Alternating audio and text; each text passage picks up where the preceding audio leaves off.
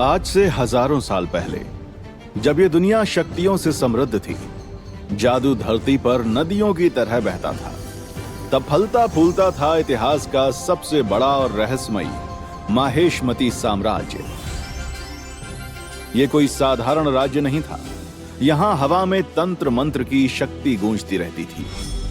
विशाल कायबाज नीले आकाश में उड़ते थे। माहेशमती साम्राज्य के शासक महाराजाधिराज मगाधीश के न्यायपूर्ण शासन में चारों ओर खुशहाली और शांति थी। जहां आश्चर्यजनक ताकतों वाले योद्धा रहते थे, पर इस साम्राज्य का सबसे ताकतवर योद्धा था यहां का 20 साल का महेंद्र सिंह विद्रोही।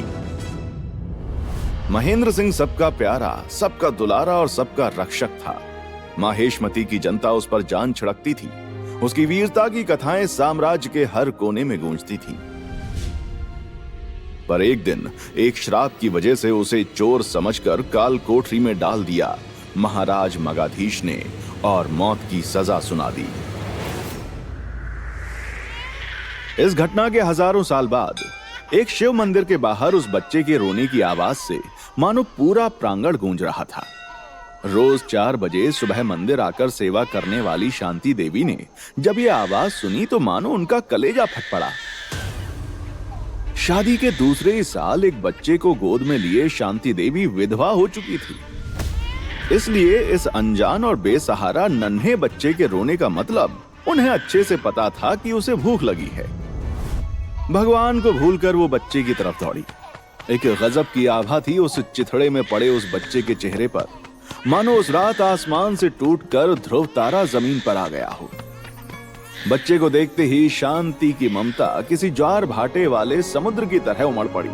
उसने तुरंत उस बच्चे को अपनी छाती से लगाकर दूध पिलाया। तभी शांति की नजर पड़ी उस कपड़े में लिपटे एक सुनहरे पन्ने पर। उस पन्ने की चमक तो मंदिर में विराजित राधा रानी के सोने के झुमकों जैसी थी। एक अजीब सी दैविकता थी उस पन्ने में।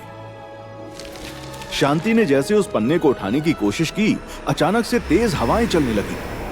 आसमान के चांद की रोशनी मानो एक जगह एकत्रित होकर पन्ने पर पड़ने लगी और वो पन्ना देखते ही देखते हवा में उड़ने लगा और शांति के चेहरे के सामने आकर रुक गया। उसमें से आवाज आई, मां, आज से तुम इस बच्चे की भी मां हो। ये सिर्फ एक बच्चा नहीं है, ये इतिहास की एक ऐसी जिम्मेदारी है जो परमात्मा ने तुम्हारी गोद में डाली है। इसका ख्याल रखो। सही समय आने पर मैं इसे इसके जीवन का सही मकसद बताऊंगा। ये कहते ही पन्ने की रोशनी गायब हो गई और वो सूखे पत्ते की तरह जमीन पर गिर पड़ा। शांति समझ चुकी थी कि ये कोई साधारण घटना नहीं थी। वो बच्चे को और उस पन्ने को लेकर घर चली आई। देख सत्तू, तेरा छोटा भाई आया है। शांति ने जैसी अपने बड़े बेटे सत्यम उर्फ 3 साल के सत्तू को आवाज लगाई, वो किसी रेलगाड़ी की तरह भागता हुआ मां से आ लिपटा। इस नए बच्चे को देखकर उसकी आंखें ऐसे खिल उठी मानो कोई बिछड़ा यार मिल गया हो। देखते ही देखते दोनों बच्चे बड़े होने लगे और साथ में पूरे कप्तानगंज में बढ़ने लगी उनकी शरारतों की कहानियां। देख शांति, समझा दे अपने बेटे को, मेरी बंधी गाय खोल के भगा दी दोनों ने। एक पड़ोसी ने कंप्लेन की, जिस पे 8 साल का मुन्नू तपाक से बोला, गाय ही तो भगाइए, कौन सी आपकी लुगाई भगाइए जो इतनी टेंशन ले रहे हो अंकल। मुन्नू के मुंह से इन मधुर वचनों को सुनकर माँ के हाथों की कुटाई तो निश्चित थी। दोनों भाई तबीयत से कूटे गए। अब मानो ये तो रोज का प्रोग्राम हो चुका था, पर एक दिन मामला काफी सीरियस हो गया। मुन्नू और सत्तू मोहल्ले के बच्चों के साथ क्रिकेट खेल रहे थे। मुन्नू की बैटिंग की बारी थी और जीतने के लिए अंतिम गेंद पर 6 रन बनाने थे। मुन्नू हार मानने वालों में से तो था नहीं, पर आज इज्जत बचती हुई नजर नहीं आ रही थी मुन्नू को। इसलिए उसने मन ही मन प्रार्थना की, काश कि ये छक्का लग जाए।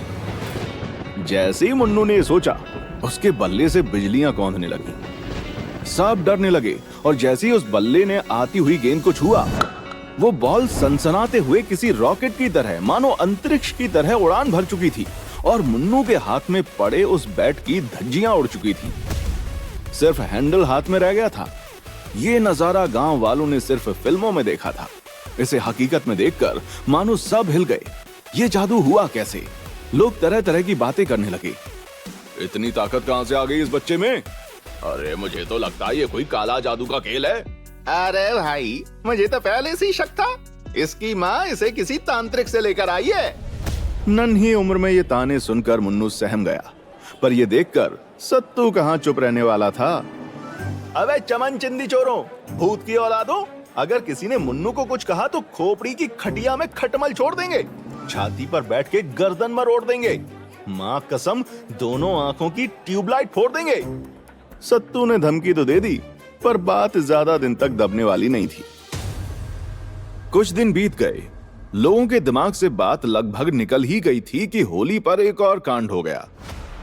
जब मोहल्ले के कुछ बड़े लड़कों ने अपनी धाक दिखाते हुए मुन्नू और सत्तू को नाले में फेंकने की कोशिश की, तो अचानक से मुन्नू में गजब की ताकत आ गई और उसने खुद से 3 फीट बड़े लड़के को ऐसे पटका कि उसकी 14 हड्डियां टूट गईं।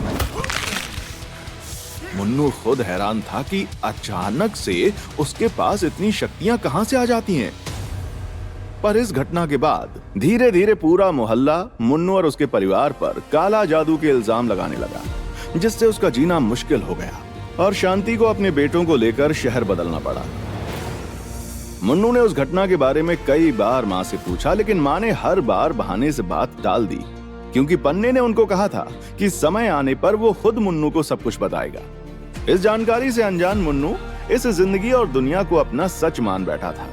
जैसे जैसे मुन्नू बड़ा हुआ और 18 साल की उम्र में उसने कॉलेज की सबसे खूबसूरत लड़की रिया को देखा, वैसे ही भावनाओं और इच्छाओं ने मुन्नू के दिलों दिमाग पर ऐसे आक्रमण कर दिया जैसे कोई दुश्मन देश रात के अंधेरे में पूरे दल बल के साथ कब्जा करने के लिए आक्रमण करता है। वैसे तो मुन्नू एक सख्त लौंडा है, पर इस अचानक हुए आक्रमण में वो अपनी बॉडी का एक बहुत ही इंपॉर्टेंट हिस्सा, अपना दिल गंवा बैठा और रिया के प्यार में आत्मसमर्पण कर दिया। गरीब मुन्नू के पास रिया को घुमाने के लिए ना तो कोई लग्जरी गाड़ी थी और ना ही डेट पर ले जाने के लिए पैसे। पर मुन्नू तो ठहरा मुन्नू, उसे पता नहीं था, पर आत्मा से तो वो एक महान योद्धा था। परिस्थितियों से बिना लड़े हार कैसे मान लेता।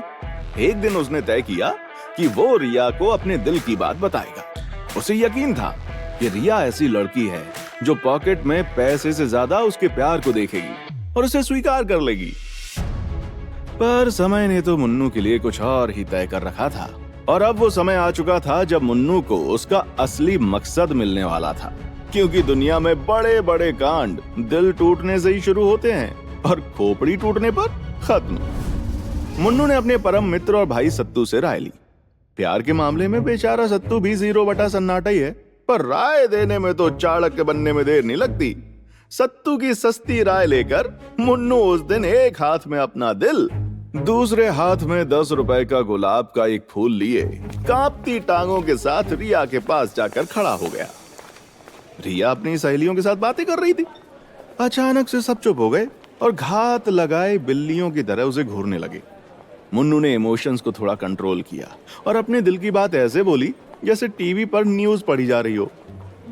रिया, तेरे हुस्न पर मैं 2 जहां वार दूं, तू कहे तो 2-4 बंगले और 4-5 कार दूं।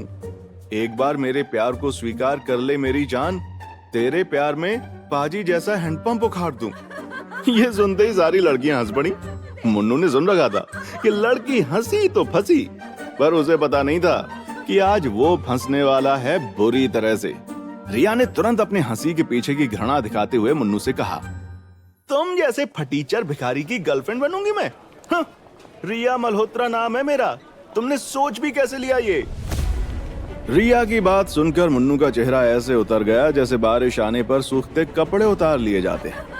बाकी लड़कियों की कटाक्ष वाली हंसी मानो उसकी आत्मा में सुइयां चुभ हो रही थी। रिया ने इंसल्ट जारी रखी, सुनो, तेरी औकात नहीं है साइकिल खरीदने की और तू मेरे लिए 2-4 बंगले और 4-5 कार खरीदेगा? भिखारी कहीं का। मुन्नू शॉक था, उसकी ऐसी बेइज्जती आज तक नहीं हुई थी। तू जानता भी है मेरा बॉयफ्रेंड कौन है? इस शहर के सबसे बड़े बिजनेसमैन सिंघानिया का बेटा, कुणाल सिंघानिया। अगर उसे पता चला ना कि तूने ऐसी वैसी हरकत की है तो वो तुझे जान से मार देगा। तुझे देखकर ऐसा लगता है कि तेरे पास तो कफन तक के पैसे नहीं होंगे। कोई नहीं, भेज देना किसी को मेरे पास। तेरा प्यार होने के नाते मैं तेरे फ्यूनरल में तो हेल्प कर ही सकती हूँ। ये सुनते ही मुन्नू के दिलो दिमाग में मानो परमाणु विस्फोट हो गया हो, जिसकी वजह से उसके सपनों का महल मलबे में तब्दील होकर आंखों से बहने को तैयार है। पर मुन्नू इतना कमजोर नहीं है। वो अपने कंधे पर अपनी इज्जत की लाश को ढोता हुआ रिया को बिना कुछ कहे वहां से चला आया। अबे, गलती तेरी थी। मेरी दी हुई कविता को सही रोमांटिक अंदाज में बोला होता ना तो वो कभी मना नहीं करती। अपने कमरे में बैठे सत्तू ने सांत्वना देते हुए मुन्नू से कहा। उस समय मुन्नू को लगा कि अगर बाय चांस सत्तू उसका भाई नहीं होता तो वो उसकी खोपड़ी तोड़ देता। मुन्नू के अंदर मानो तूफान सा आया हुआ था। अबे यार सत्तू, आज तक हमारी बहुत बेइज्जती हुई है, पर इतनी बड़ी बेइज्जती बर्दाश्त नहीं हो रही बे। ये गरीब होना बहुत बड़ी बीमारी है। अब कुछ तो करना होगा अमीर बनने के लिए। हाँ, अब तू देखना, ठुकरा के मेरा प्यार वो मेरा इंतकाम देखेगी। मुन्नू अपनी फ्यूचर प्लानिंग सत्तू से शेयर कर ही रहा था कि अचानक दरवाजे पर नॉक हुआ। मुन्नू ने जाकर दरवाजा खोला तो देखा कि रिया का बॉयफ्रेंड कृणाल दरवाजे पर खड़ा हुआ है। मुन्नू कौन है यहाँ? कृणाल ने पूछा। मुन्नू उसे पहचानता नहीं था, इसलिए उसने भी तैश में जवाब दिया। अबे मैं हूं बे, क्या काम है? इससे पहले मुन्नू कुछ बोलता, उसने देखा 3-4 गुंडे अपने हाथ में हथियार लिए दरवाजे के अंदर धड़ल्ले से घुसे और मुन्नू को पकड़ लिया। मां शांति ने जब ये देखा तो वो भाग कर आई। क्या बात है, क्या चाहिए आप लोगों को? छोड़ो मेरे बेटे को। शांति ने सख्त लहजे में पूछा। तेरे मुन्नू की जान। कृणाल की ये बात सुनकर सब हक्के बक्के रह गए। कृणाल ने अपनी कमर से गन निकाली और मुन्नू पर तान दी। तो तेरी हिम्मत हुई मेरी गर्लफ्रेंड को प्रपोज करने की? हाँ, ये देखकर मां गिड़गिड़ाने लगी। नहीं, छोड़ दो मेरे बेटे को। इसने जो भी गलती की है मैं माफी मांगती हूँ। आज से ऐसी गलती नहीं होगी। मां को गिड़गिड़ाता देखकर मुन्नू अपने आप को अंदर से धिक्कारने लगा, क्योंकि वो कुछ नहीं कर पा रहा था। गलती तो तब होगी ना जब ये जिंदा बचेगा। इसे तो आज सबक सिखाना ही पड़ेगा, ताकि बाकियों को भी मैसेज जाए कि कृणाल सिंघानिया की गर्लफ्रेंड को प्रपोज करने का अंजाम क्या होता है। ले चलो उसे। कृणाल ने इशारा किया और उसके गुंडे मुन्नू के दोनों हाथों को पकड़ के वहां से घसीट कर ले जाने लगे। तभी मां झपटी और कृणाल के हाथों से गन छीनने की कोशिश करने लगी। सत्तू ने भी दूसरी तरफ से आकर कृणाल पर हमला कर दिया, जिससे कृणाल हड़बड़ा गया और उससे गन फायर हो गई और गोली सीधी मां के पेट में जाकर लगी। मां की ऐसी हालत देखकर सब सन्न रह गए। मां! मुन्नू की जोरदार चीख कान फाड़ देने वाली थी। कृणाल और उसके गुंडों ने भी ये नहीं सोचा था कि ऐसा कुछ होगा। इस शौक में मुन्नू गुंडों के हाथ से छूट गया और मुन्नू भागकर मां के पास पहुंचा। मां, तू ठीक तो है मां?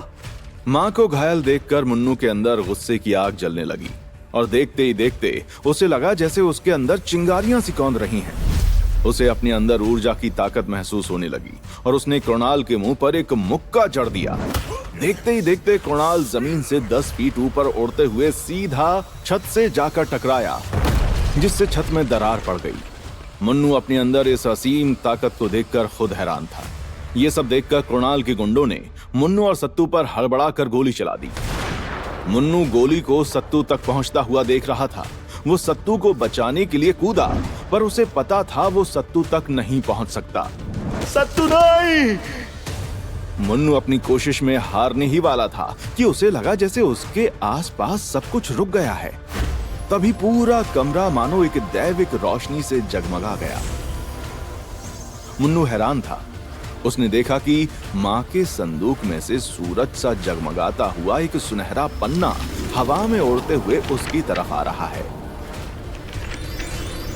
मुन्नू, अब समय आ चुका है। पन्ने से आ रही आवाज सुनकर मुन्नू हैरान हो गया। कौन हो तुम और ये सब क्या हो रहा है? मैं परम वेद का पहला पृष्ठ हूं और तुम्हें तुम्हारे असली मकसद तक ले जाने के लिए आया हूं, जिसके लिए तुम्हारा पुनर्जन्म हुआ है। पन्ने की आवाज सुनकर मुन्नू भौचक्का रह गया।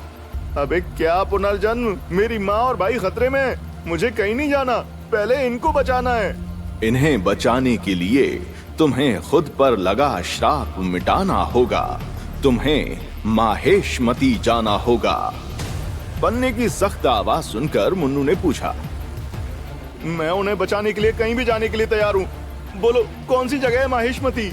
माहेशमती कोई जगह नहीं, ये पूरा संसार है। पर समय में 5432 साल पहले। 5432 साल पहले? ये सुनकर मुन्नू के होश उड़ गए। ये कैसा श्राप है मुन्नू की किस्मत पर जो हजारों साल तक उसे परेशान कर रहा है? क्या मुन्नू अपनी किस्मत के श्राप को खत्म करके अपनी मां और भाई को बचा पाएगा? क्या मुन्नू माहेशमती वापस जाकर महेंद्र के साथ हुए अन्याय का पता लगा पाएगा?